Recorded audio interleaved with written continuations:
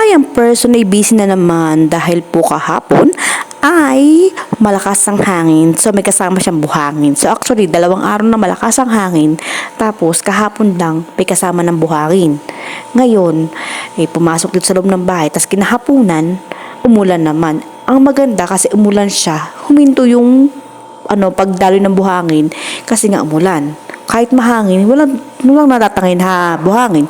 Ngayon, nakalimutan na bukas yung pinto kahapon habang malakas ang buhangin kasi nga hindi ko naman napapansin kasi pintuan niya ng anak ng amo ko.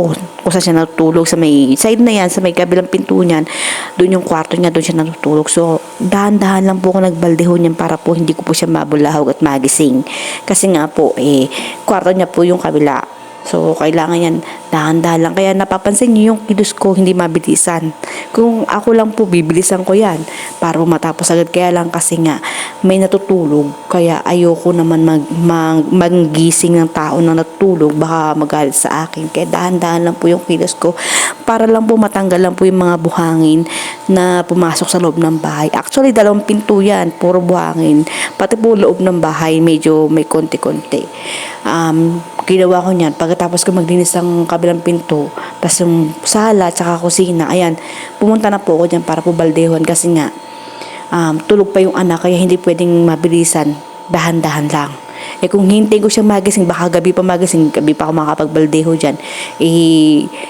Nakakaya naman, baka sabihin naman ni wala akong ginawa maghapon, kaya ayan, binaldehon ko na po siya ngayon para po mamaya pagising niya malinis na yung harapan ng kwarto niya.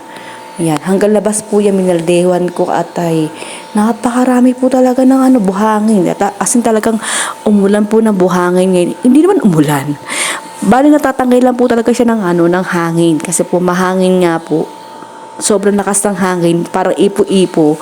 Natatangay po yung mga buhangin. Alam niyo naman po dito sa Saudi Arabia, disyerto, puro buhangin. Kaya po malakas ang hangin, natatangay ng ipo-ipo, sumasalpok sa mga bahay-bahay, minsan sa mga sasakyan Kaya minsan pag ganyan, hindi lumalabas ang mga tao pag alam nila malakas ang hangin kasi may kasama po siyang buhangin na sasalpok sa mukha mo. Kaya kadalasan dito mga nakasalaming paglalabas o nakabalot kasi nga po malakas sobrang hangin. Kaya pag malakas ang hangin, may kasamang buhangin. Kaya yan, busy na naman si person. 2 days akong busy niyan. Actually, bahay pa lang po yan. Loob pa lang po yan, nililinis yan. Kasi kinabukasan po yan, nililinis ko naman po yung buong labas. Kasi sobrang dami ng buhangin. Ganyan po dito sa Saudi Arabia. Ito po, hindi ko po alam kung pare-pareho tayo ng lugar dito sa Saudi Arabia na ganyan mabuhangin. Hindi ko po nasasabi na lahat po ng parte ng Saudi Arabia ay ganito. Meron din naman po mga iba, payapa ang hangin, tahimik. Taif yata maganda. Tsaka yung Abha. Kasi yung Abha parang sa atin style ng Baguio. Malamig ang klima. Hindi ko lang alam kung pagka malakas ang hangin doon may buhangin din. Kasi pag nagpupunta po kami doon sa dati kong employer, panahon ng mga taglamig, nagpupunta kami doon kami nag-i-stay. So ayan, tatapos na ako magbaldeho niyan. Siyempre pagkatapos ko magbaldeho niyan, mamaping ko yan kasi nga yung tubig kailangan ma-drain siya para walang madulas. So kung sakaling magising man yung anak niya na natulog sa kabilang pintuan, hindi makakaano ng tubig para po hindi madulas. Kailangan mapin natin hanggang mula labas hanggang sa loob. Bali, 3 beses ko siyang minap para po madrain yung tubig na binaldeho ko at para mawala yung mga tubig na nakakasuksok minsan sa mga gilid-gilid at saka sa mga ng tiles. Talagang din-drain ko po talaga siya maiki. As in talagang drain para po walang madulas. Kasi minsan may biglaan dumarating bisita, yung mga anak niya, dyan po kasi sila dumadaan. So, kailangan po, pag nagbabaldeho ako dyan, pagtapos ko magbaldeho, kailangan tapusin ko rin siya ng tuyo. So, kailangan natin siyang tuyuin maigi. Ayan, busy ngayon si person kasi nga, ganyan. Pag ganyan ng panahon dito, talagang busy-busy ako. Wala naman ng ganong ginagawa. Kaya okay lang naman din sa akin, at least may nagagawa ako pag may buhangin.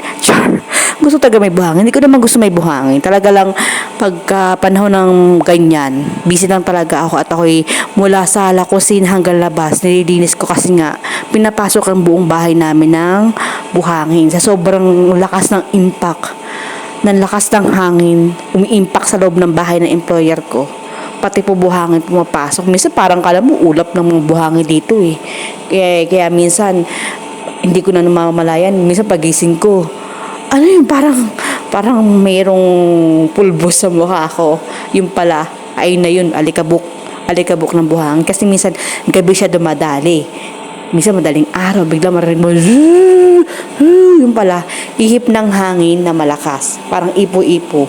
Tapos ayun na, may kasama na siyang buhangin. So ngayon, yan, tutuyuin na natin siya maigi para po walang madulas at baka bigla may dumating na bisita hindi naman nakakahiya na sabihin na hindi nato yung maigi ang sahig.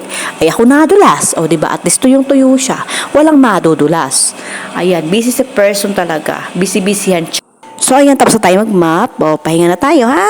O, kusina muna tayo. See you around.